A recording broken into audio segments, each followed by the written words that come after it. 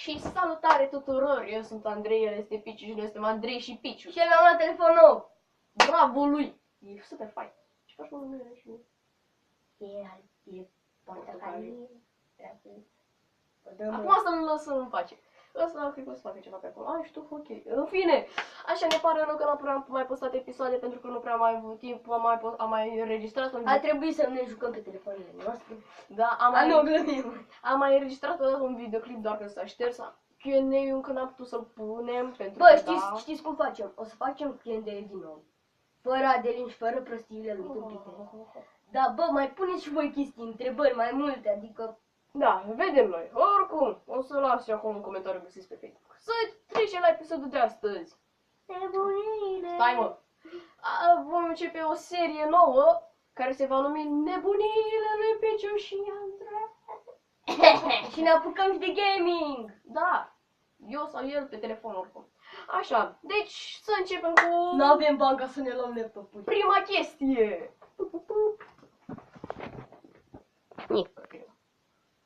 Piciu își lipește mingea de tenis. Stai, unde e? Ni mingea mea de tenis! Mingea mea! O să încercăm să lipim cu... Bă, am pus degetul în cameră. O să încercăm să lipim cu lipici din asta simplu, la tub așa. La tub. Știți voi, din asta de care mâncați când erați mici. Ia să încercăm, noi scoatem funușel, lipiciu. Bă, da, de ce să ne chinuim noi cu lipici? Putem să dăm și cu sali. Bă, merge. În fine, asta arată dubios. Nu merge. Nu merge. Acum trebuie să o ștergi. Pentru că nu se merge lipiciu. În fine. Să începem cu lipiciu. Doi. Bine, gata, cred că e de jos. E ca nouă. Ia de să văd. E bine. Fac. Acum încercăm ceva. Acum scoatem artileria grea. Luăm super glue. Începem. Hai, Piciule. Cred că ai zis bun, nu? Așa, hai. Bă, sigur, ăla nu-i... Există și culoare la tub din ăsta. Sigur nu pui vopsea. Nu e nicio culoare și aici. Picătura ce lipește, nimic nu se mai dezlipește. Am nu picătura. Nu contează. Nu facem Nu asta. contează. Deci cu săbășit. What the fuck. Hai că revenim dacă reușim să lipim. Și mere... Se pare că am făcut... mingea! Așa. Se pare că am făcut mingea. Revenim imediat. Piciu dansează gana asta și ce, pentru că acum n-avem muzică. A doua nebunie. No.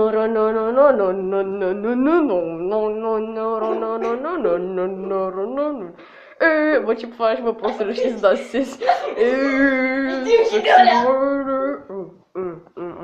Da, e praf. Ăla-i.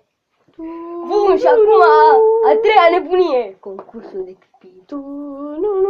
Stai, 3, 2, 1, start.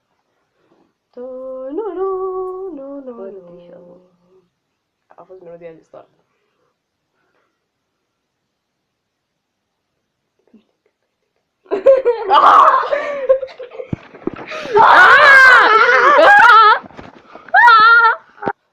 Piciu și Andrei joacă tenis.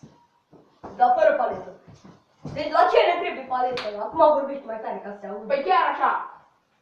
Tam, la. Ce faci, bă? Unde dai? Am servit! Unde se servesc eu că tu nu știi? Ia vă servește. Uite, nu știe să face tenis. Am pierdut mingea. Am regăsit mingea. Acum servește eu.